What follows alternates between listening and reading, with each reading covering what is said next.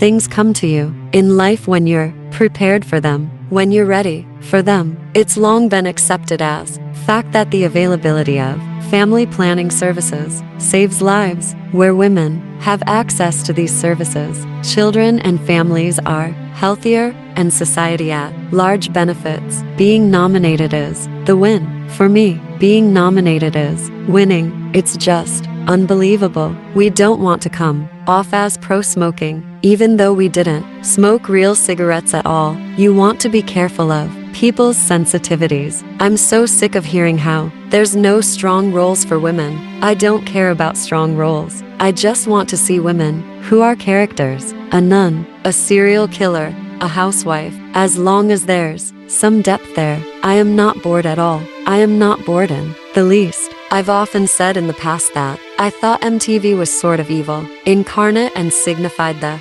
beginning of the end, and I don't know if I'm entirely wrong about that. But they did sign my paychecks a year ago, so I guess I'm part of the problem. The word equality shows up too much in our founding documents for anyone to pretend it's not the American way. Women have always been at the forefront of progressive movements. Women can be depended on when you need bodies in the streets for women's rights and human rights. People seem to think that you should be willing to speak to them whether they're jerks or not. It's long past time we started focusing on the solutions that actually keep women healthy, instead of using basic aspects of women's health as a tool of cultural, moral, and political control. You'll notice my eyes have sort of glazed over. I live like a crazy old pack rat. I just want to be clear. I am a very dark and bitter person, but I think, on some level, everything really does come when it's meant to come. There are so many brilliant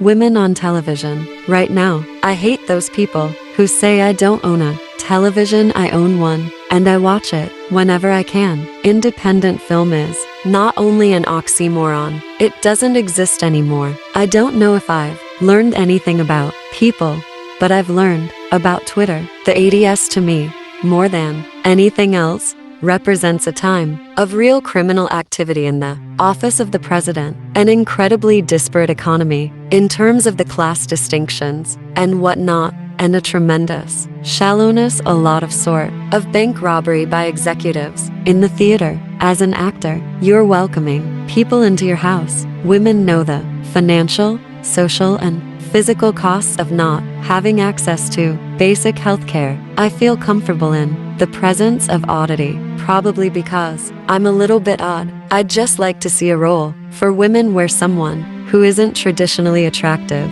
is not portraying the best friend. You know, the character that only speaks in questions. Gee, are you gonna go out with him? Do you think I look fat? It's not common for a woman on television, especially if she's the mom of the family, to be funny. She's usually a straight man or foil. It's important to me. If I'm having a good time, then I feel like the work is better, the quality of it is better, and my level of interest is higher. A lot of people in this country right now are living with multiple generations under one roof, struggling to make ends meet. It's easier to lecture women on sexual morality than it is to explain why all Americans shouldn't have comprehensive, fair, and equal health care coverage. As an actress for most of my life, I am profoundly familiar with poverty. I want to be true to the character and maintain some consistency and give the audience what they love while at the same time keeping things